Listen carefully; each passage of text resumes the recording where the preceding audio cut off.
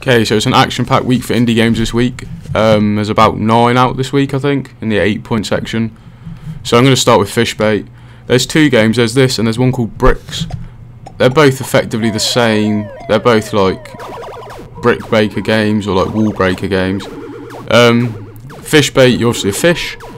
You get your power-ups and stuff, you can see, and also whatever it is you're shooting at, sometimes they fall down and like land on your platform. Gonna go straight onto Bricks, so I like merge 2 together. This one was alright. I think the other one was slightly better, but I think Whoop Up that I did last week or the week before was a lot better than either of these. This was quite good, but I spent a lot of time just waiting for the ball to come back, and then you get like multi-ball and stuff, and you get so distracted trying to watch everything that it didn't feel as fun, although I did quite like the multiplier in it and stuff, so it's not a bad game, you know. If you like these kind of games, give it a shot. And yeah, so we go straight from them to the next game, which is called Quiet Please. My girl from this, you're basically a girl, you walk around, you're at home and stuff makes noise and it annoys you, so the idea is to make it quiet. Now there's different ways of doing it, like you go around the house and you explore and you find items, and obviously each item goes to something else that then lets you sabotage something or destroy it or whatever to make it quiet. Probably play this for a couple of minutes. I don't play very long, I don't play much of any of my indie games, and I actually quite like this. I think if I was playing it properly and I brought it and like was giving it a proper go, I'd get quite into it because I'd start to figure out everything it was. Because I didn't play it for very long, I kind of found little bits and bobs and was like, alright, okay, cool, so that's got to go with something and that's got to go with someone else. So I'd recommend giving this a go, definitely. I thought it was quite different compared to a lot of the shooters and stuff, because it's like a little puzzler. And then the next game is called Ace on Steroids,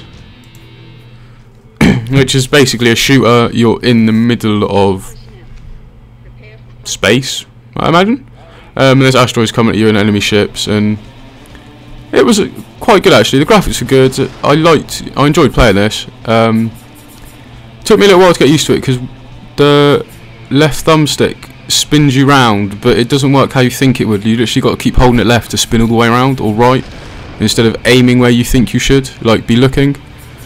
If you don't get what I mean, download the demo and give it a go. Then you'll understand. It got me a little bit confused at one point. I've also got the hang of that.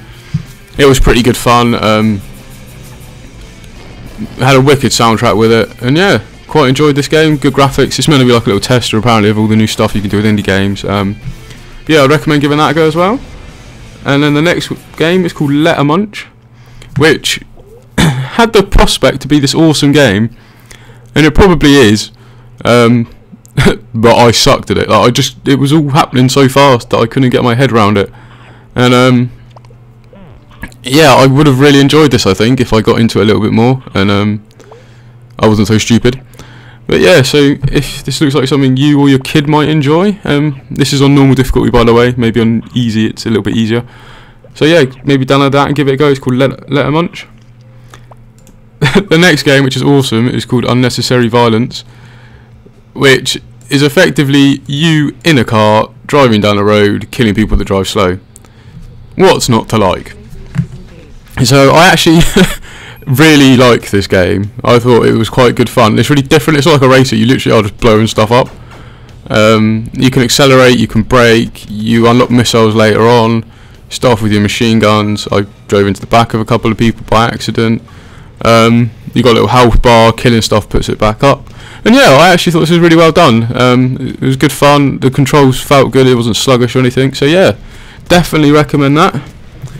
And then the next game is called Quick Pirate, which is a pirate game where you're on kind of like a hovercraft and you have to collect gems.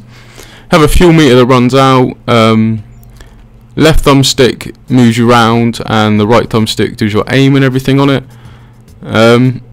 It was good. Like, I liked how the health system worked. Like, if you take damage, you stop and have to recharge your shield. You know, you just collect the gems. The guns felt a bit puny on it, but I think you get better guns because I was kind of like just not shooting stuff really by the end of playing it. But yeah, if it looks like something you might enjoy, give it a go. It's not a bad game. Graphics are good. Gameplay was alright. It just didn't overly appeal to me, but yeah, it was good. I'm not slagging off at all. I'd definitely recommend it if it looks like something you'd like. And then 2 games left. There's one called League of Planets, which is basically a side-scrolling shooter where you're in a UFO. I played it on easy because I did it on normal originally, and I literally couldn't kill anything. It was way too hard. However, once I got the hang of this, like the gun, my only fault with it was the guns weren't strong enough. But you can power it up quite quick if you actually play it properly. So I can't really fault it on that. The controls worked. You hold down A and you shoot. The other joystick moves you up and down, and B fires your bombs. It can't really go very wrong. And yeah, it feels quite good. The sound effects are quite decent on it. It doesn't sound cheap and crap. And yeah, I enjoyed it. I think it's got 4-player as well, or at least 2-player, because you can see in the bottom right there's another one. So that'd be quite good with a mate. I'd imagine it'd be a lot easier. So yeah, give that a shot. And then the final game this week is called Cylinder, which is something quite different. It's basically a puzzler. Looks like something you'd probably get off the Mega Drive or the Sega Saturn. It was a wicked game. Really enjoyed it. I like the fact that it's pretty simple. All you got to do is get 4 blocks together. You can do chain combos.